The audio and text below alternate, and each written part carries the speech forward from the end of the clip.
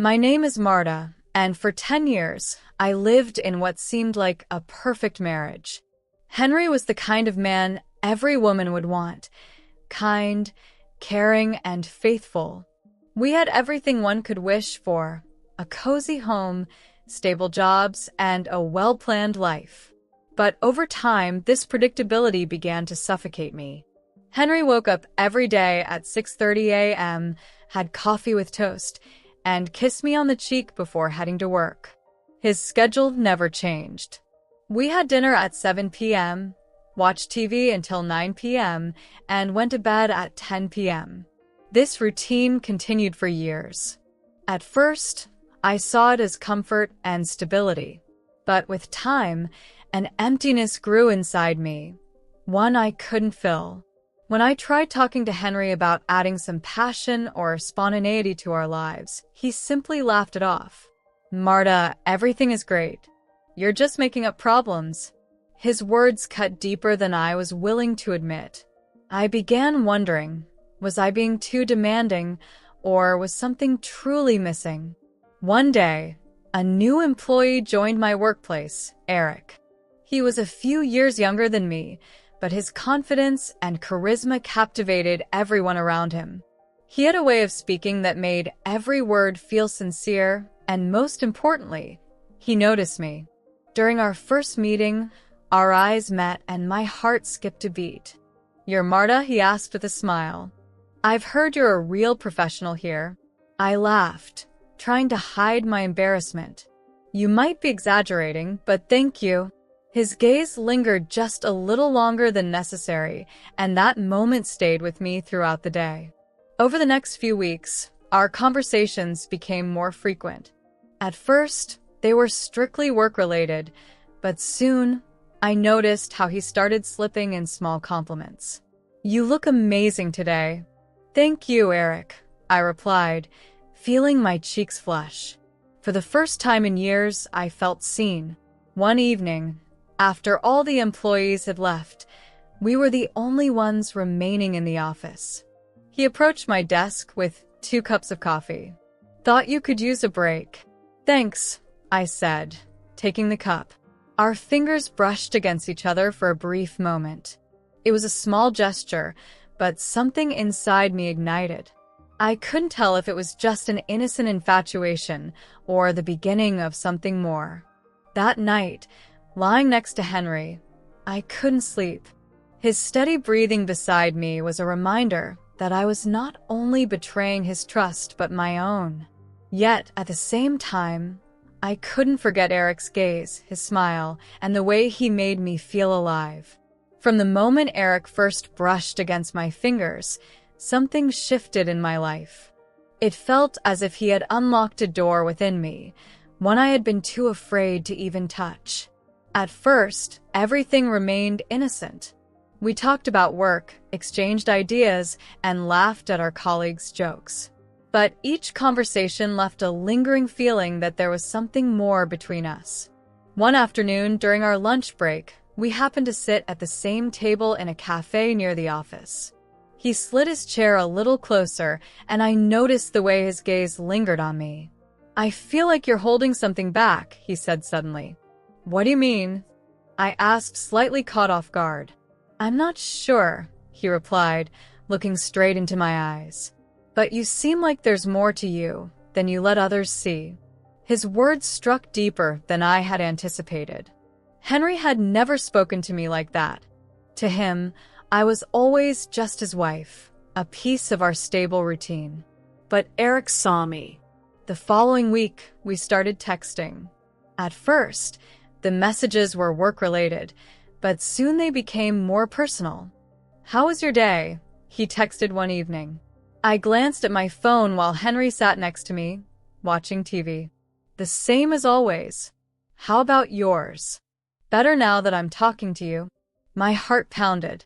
I knew this was wrong, but every message from him sent a warmth through me that I hadn't felt in years. One evening, he suggested we stay late at the office to work on a project together. We ended up alone. The air between us was charged with an unspoken tension. I stood by the table, flipping through some documents when I felt him move closer. "You look amazing," he murmured, his voice low and deep. I turned around, meeting his gaze. At that moment, I knew I couldn't ignore this any longer. "Eric, this is wrong," I whispered, but I didn't step away. "You feel it too, don't you?" he said, gently touching my wrist. That single touch was enough to awaken something in me, something I had been suppressing for too long. That night, I returned home feeling like I had taken the first step into a dangerous abyss. Henry greeted me with his usual, "How was your day?" "Good," I replied, forcing a smile. But inside, I knew I was lying. My loyalty was slipping through my fingers like sand, and it was only a matter of time before this secret became too heavy to bear. After that night, the tension between Eric and me became almost unbearable. We both knew we had crossed a line, yet neither of us stopped.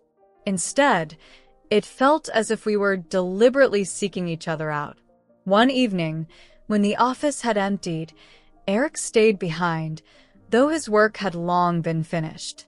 I stayed too, justifying it to myself with thoughts of important reports. But deep down, I knew the truth. This wasn't about work. "You're always so serious," he remarked as I sat at my desk.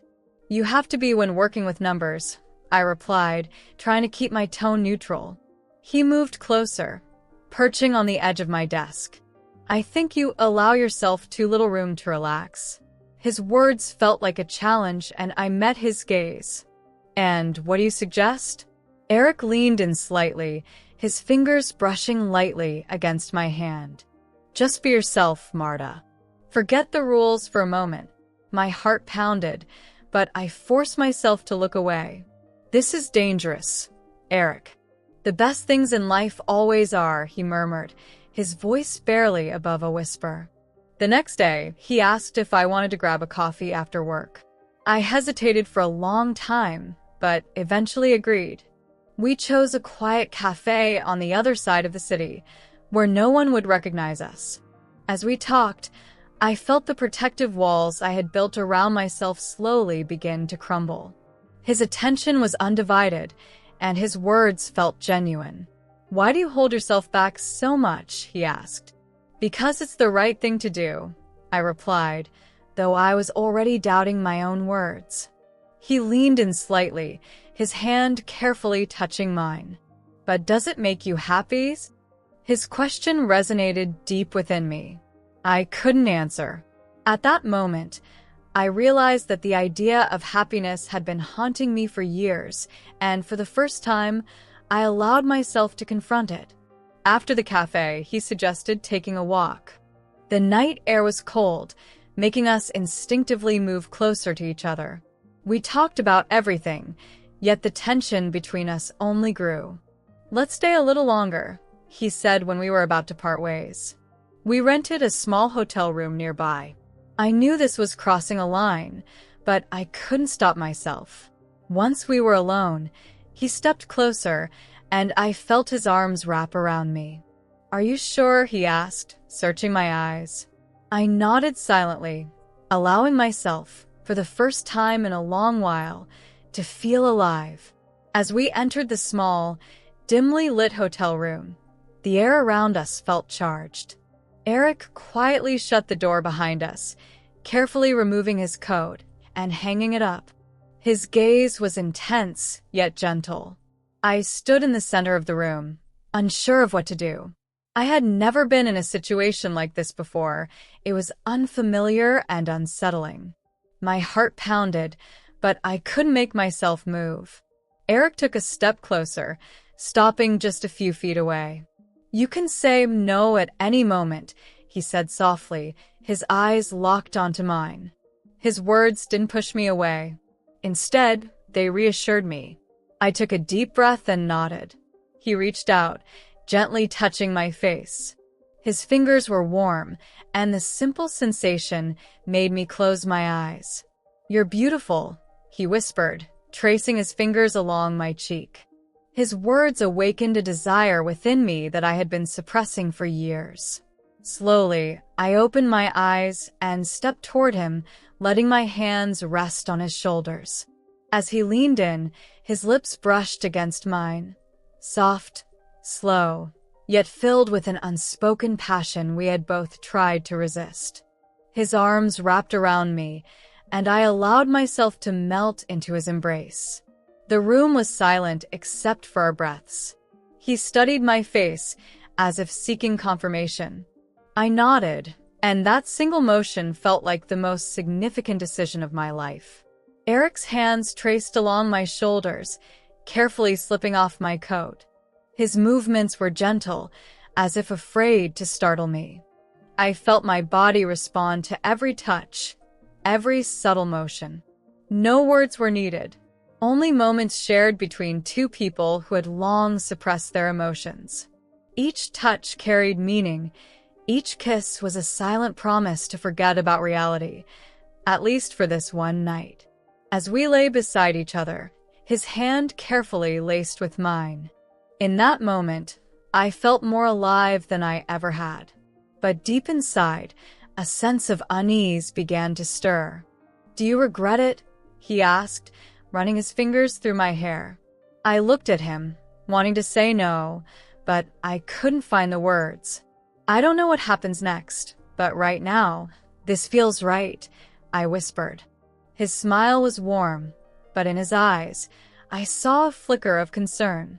We both knew this night would change everything. I woke up to the soft morning light seeping through the heavy curtains. For a moment, I forgot where I was and what had happened. But as soon as I felt the warmth of his hand resting on my waist, reality crashed over me like a wave. Eric lay beside me, breathing steadily. He looked so relaxed, so content, that I couldn't help but smile. But at the same time, a deep sense of guilt crept into my chest. I felt my heartbeat quicken. "You're awake," his quiet voice broke the silence. I turned my head and saw him watching me with the same warmth I had felt last night. "Yes," I whispered. "How do you feel?" he asked, propping himself up on one elbow. It was a question I didn't know how to answer. How was I supposed to feel? Joy and anxiety fought within me. I knew we had both made a mistake, but at the same time, last night had been one of the most honest moments of my life. Conflicted, I admitted. "Me too," he replied, tracing his fingers gently along my cheek. We both knew that morning meant facing reality. We couldn't stay in that room forever. As I got up and started gathering my things, Eric watched me in silence. "Do you regret it?" he asked as I buttoned my blouse. I hesitated but couldn't give him a clear answer. It was incredible, but I don't know how to live with it. His expression turned serious. "I don't want to pressure you, Marta. But for me, this wasn't just something fleeting." I stopped and looked at him. "Eric, this will make everything complicated." "Life is already complicated," he said, stepping closer. His words made me question my own principles again. But at that moment, I knew I had to go home, to Henry. When I arrived home, Henry was already sitting at the table, reading his newspaper. He looked up at me and smiled slightly. "How was your day yesterday?"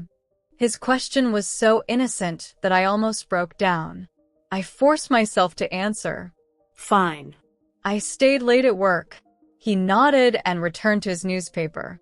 A strange sense of detachment filled me, the feeling of living in two different worlds, one I had built with Henry and another, forbidden world that Eric had opened for me. Throughout the day, I tried to focus on my usual tasks, but memories of last night with Eric wouldn't leave me. His touch, his words, his gaze, they haunted me. I checked my phone and saw a message. "How are you?" It was from Eric. I wanted to reply, but I knew it would only pull me in deeper. I locked my phone and forced myself to focus on household chores. But inside, a battle had already begun, one that would change my life forever.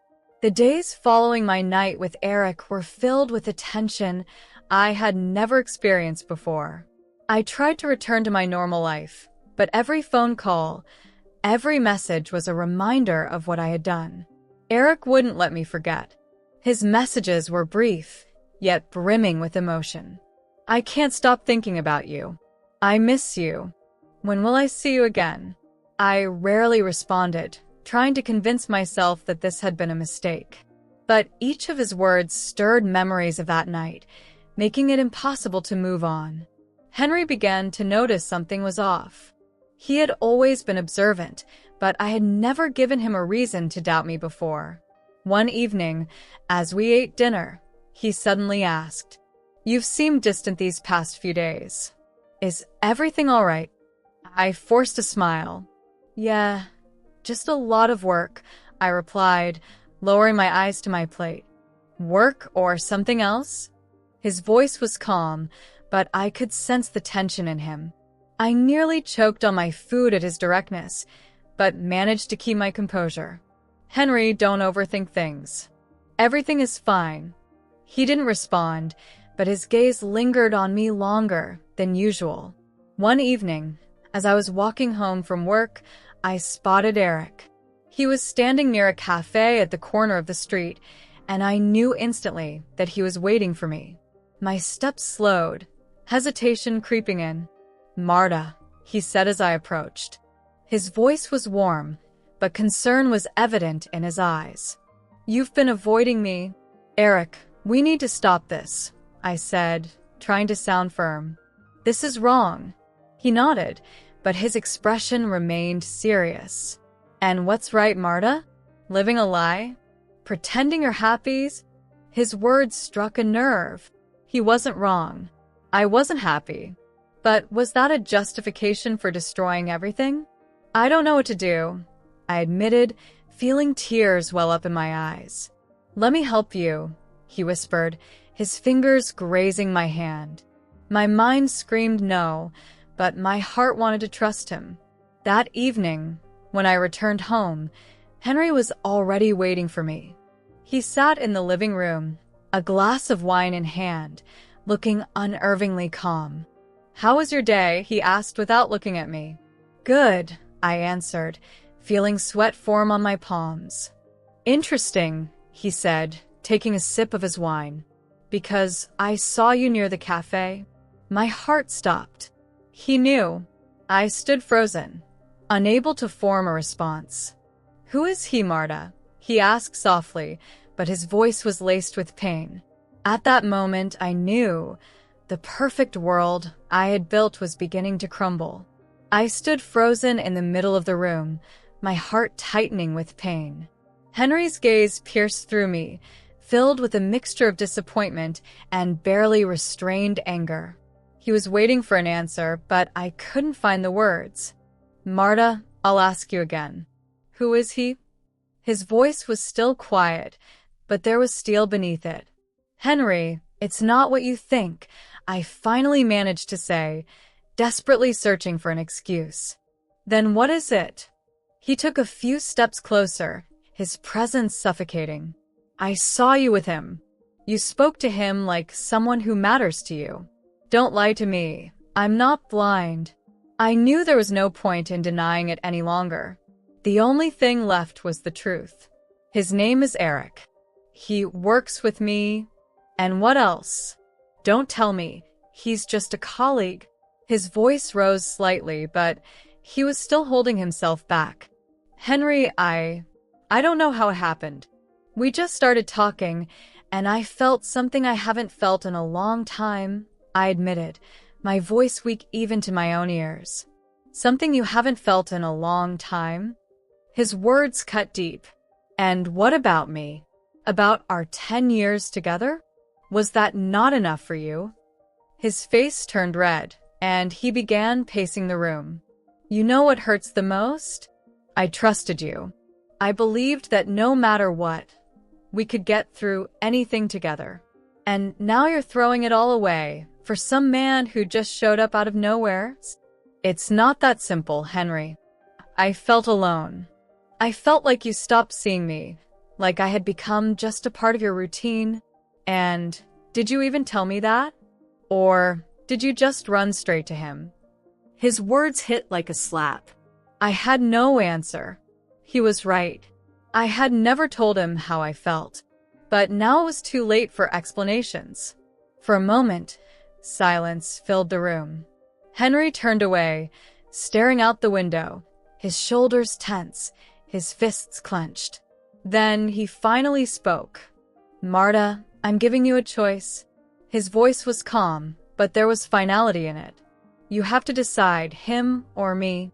But if you stay with me, you have to forget about him forever." His words stunned me. This was my chance to fix everything. But could I really just erase what I felt for Eric? I need time, I whispered. Henry shook his head. "There is no more time, Marta." When he walked away to the bedroom, leaving me alone in the dimly lit living room, I sank onto the couch, overwhelmed by the weight of my choices.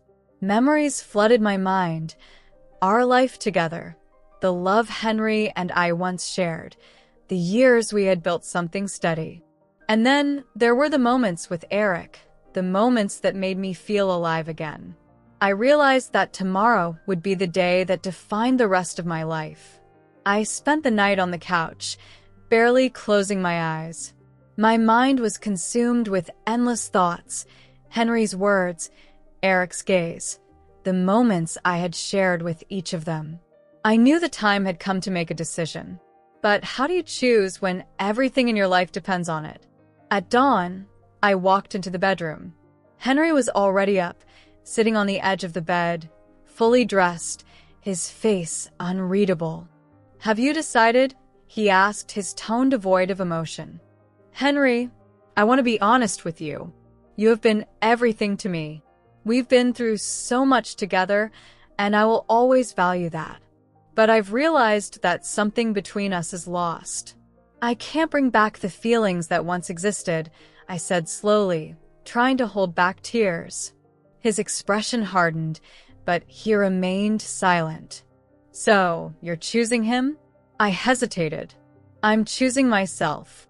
His eyes widened slightly, surprised by my answer. "Yourself? What does that even mean, Marta?" "It means I can't keep living for someone else. I realize now that I've made mistakes. My actions were selfish, but I need to figure out who I am and what I want. And I can't do that by staying here or by being with Eric." Henry exhaled sharply and shook his head before grabbing his suitcase. I hoped you would fight for us. But I guess I was wrong." Without another word, he walked out. I stood by the door, listening to the fading sound of his footsteps in the hallway. Later that day, Eric sent me a message. "Can I see you?" I replied simply, "We need to talk." We met at the same cafe where it had all started. He sat at a corner table, looking tense. "I know this is a difficult time for you," he said when I sat down across from him. "Eric, I've made my choice. And it's not you." His face fell. "But why?" "We could be happy together. Maybe. But I realized I can't build happiness on the ruins of something else. I need to learn how to be happy on my own first." His eyes were filled with pain, but he didn't argue. "I understand," he said, though his voice was barely above a whisper. Months passed. I quit my job and moved to a new city, starting over from scratch. I rented a small apartment and finally enrolled in the photography classes I had always dreamed of. One day, I received a letter. It was handwritten from Henry. Inside were just a few words. "I hope you find what you're looking for. And thank you for the years we spent together." I smiled, though there was a bittersweet ache in my chest. Life would never be the same again, but I knew I was finally moving in the right direction. It had been 6 months since I left my old life behind. I had learned to live with the idea that not everything goes according to plan, but that didn't mean life stopped moving forward. My new city had become a place of healing, a space where I could rediscover myself. One evening, as I was walking home from my photography class, I noticed a familiar silhouette in the crowded square. At first, I thought my mind was playing tricks on me, but when he turned his head, I knew it was Henry. My heart skipped a beat.